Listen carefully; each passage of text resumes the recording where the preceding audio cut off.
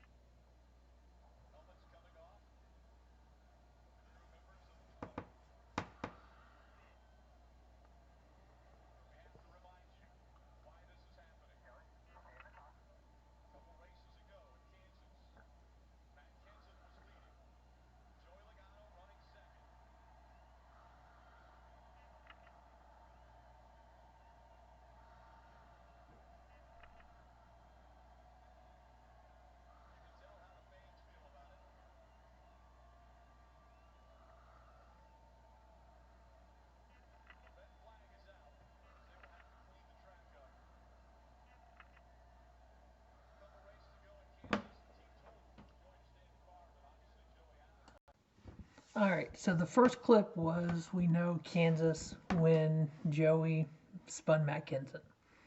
Racing, they're both going for the lead. I think it was the last lap or second from the last lap. That happened. He got into him. Okay. Intentional? How do you judge intent? Okay. The second one, that was Martinsville. Matt Kenseth was 19 laps down. He had an accident 19 laps before that. It was 44 to go, or 64 to go. Went behind pit wall, worked on his car. Thought about it. With the only intention he had when he came back out, because he could not gain points at all, was to do what he did. So he waited for, basically, you see him slow down. He waited for Logano and walled him. That was a 2-race suspension. It was 2 different races. It was obviously done on purpose because he was 19 laps down when it happened. Now let's take a look at the latest one, the Bubba Wallace versus Kyle Larson. Let's take a watch at that one.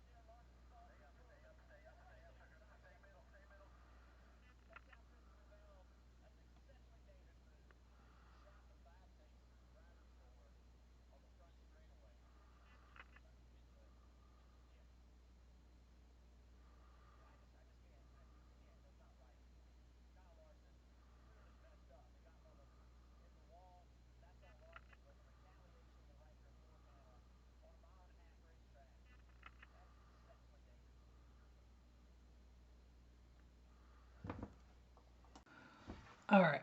Now, was one worse than the other? Let's compare and contrast.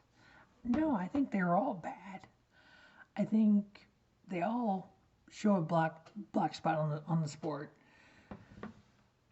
One thing that people have talked about is the safety of the next gen car. Okay, we know 2 drivers now have rear end collisions. They've had concussions. We know the rear of these cars are stiff. But if you remember back, even Larry Mack has said this. You remember back several years ago, they wanted them stiffer. They literally built the car stiffer for different tracks. But now we've learned from then, and no one got hurt. Notes came out, at least no one's been hurt. If you look at Larson's car, when he come up the track, he was going to hit the back corner. But when he hit Christopher Bell, it more or less to make the car go like this, so it hit the front first and then kissed the back. Yes, bad. Yes, did Bubba turn and floor it? The SMT data does show Bubba stood on the gas. Bubba took a hell of a shot too when he hit the wall.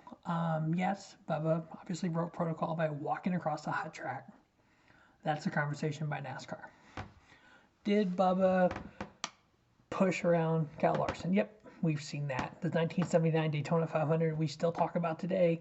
Bobby and Donnie and Cale. I mean, Cale went to beating on Bobby's fist with his nose. I mean, we've all heard the story. We've all seen it a million times. Blizzard on the East Coast, and then that race happened. Is it right? No, but is it? I mean, look what Clinton Boyer and Jeff Gordon did at Phoenix. They had a fight in the back. I mean, that's a conversation. Walking across the hot track, that's a conversation. Kind of assaulting the official, he just kind of like, get away from me, kind of pushed him away. It's not the NBA. It's not the NFL. It's not Major League Baseball. It's not like you just turn around and decked him. I know you're not supposed to put your hands on the official. I get that, but that's not a suspendable offense. It's a Bubba, what'd you do this for? You can't be doing this kind of conversation. You know, back in the day, get called to the hauler with Mike Helton, and Mike Helton starts waving that finger at people, and they listen. Or Bill France Jr. They start waving that finger at him, and we've seen this throughout NASCAR. Do I condone it? No. Am I still a Bubba Wallace fan? Yes. Do I want Bubba Wallace to come back and learn from this? Yes. Is a one race enough? Yes. You don't think that at 23-11, he's got to deal with Michael Jordan. He's got to deal with Denny Hamlin. He's got to deal with Toyota. He's got to deal with all of his sponsors, Moneyline, McDonald's, who else is on? I can't think of the other ones on the car. Jordan Brand, Champion. You don't think there was a conversation with all those people about this? I bet there was. Did Bubba have to go, yeah, I screwed up? Yes. Is this the first time Bubba's ever screwed up on the track? Well, I don't know. I don't think so. He's had some other issues over time. Here's the thing. Everybody loves Kurt Busch. Everybody loves to bring up, well, the day before this, his teammate, the guy he's replacing in the 45 had to retire from concussions. You think Bubba would have thought about that? So, Kyle Larson dive bombs, washes up the track. The air pushed Bubba into the wall. Bubba bounced off, hit Kyle. He had literally 3 seconds of that to go. It's just like driving down the road. Somebody cut you off on the highway. A lot of people, it's called road rage, I know, but right? There's a lot of people that literally will go and hit your horn. Or there's people who go, they shouldn't have done that, and just keep driving. And then there's the other class of people that say, oh yeah, and they just step on and go after him. It's the same deal. You have a split second to make a decision. You're mad. You're like, oh my God, that person damn near got me in an accident. And you react either one of the three ways. Either you flip them off at your horn, you go after them, or you just ignore it. Bubba Wallace had a split second to go, okay. Did he fib? I love people. Well, he lied about it. How dare him lie about it? He said, you know these Nixon cars, you hit the wall with them, steering goes out. Steering was out. You don't think he's going to stand there and go, you know, I had like 2 seconds to think about it. I'm like, oh no, he's going to run into me like that. Guess what? I am taking him down. No, he's not. People got mad about his interview with Matt Snyder, Matt Snyder, when he goes, did you do that on purpose? Quit fishing. The dude's mad. You think he's going to, that was a race-winning car he just crashed. He knew at that point in time, this is not going to end well. People are not going to be happy with this. I think one race is fine. I think anything beyond that's overreaction. NASCAR didn't overreact. Now, when I did my initial video, if I thought a suspension was possible, again, it's been 7 years since we suspended anyone. If I even thought that was possible, I would have said it. I didn't think it was. We can whataboutism all day long. Those two, no Grigson this year, they're all different. They got it right. He's going to miss a race. John Hunter's going to win in that 45 car this week. That's another thing. People called in and said they should park the 45. Number one, I don't think the charter will let you do that. The charter system that NASCAR created, that's why they probably didn't do it. And they said, well, there should be points and money. Yeah, Bubba lost a racing paycheck. Bubba lost points because he's not in the car. He's going to drop probably 20th or 21st in points because of this. A top 20 in driver points versus 21st in driver points is a big difference. So not only is he going to lose a race check, not only is he going to lose the points from this race that may drop him outside the top 20 in overall points, That's a check at the end of the year that the team's not going to get. He's not going to get. So, yeah, in theory, they cost money. Now, will John Hunter have the same finish at Homestead that Bubba Wallace would have? We don't know. Do I want John Hunter to win that? Oh, yes, I do. But, all right, that's my reaction to the Bubba Wallace penalty. Stay tuned to Rubber Sports Show for the truck race preview, Xfinity, and Cup. I'll come on the Rubber Sports Show. As always, thanks for watching the Rubber Sports Show. And don't just have a great day. Have a spiffy day. Rubber Sports Show, your YouTube leader in sports channel content.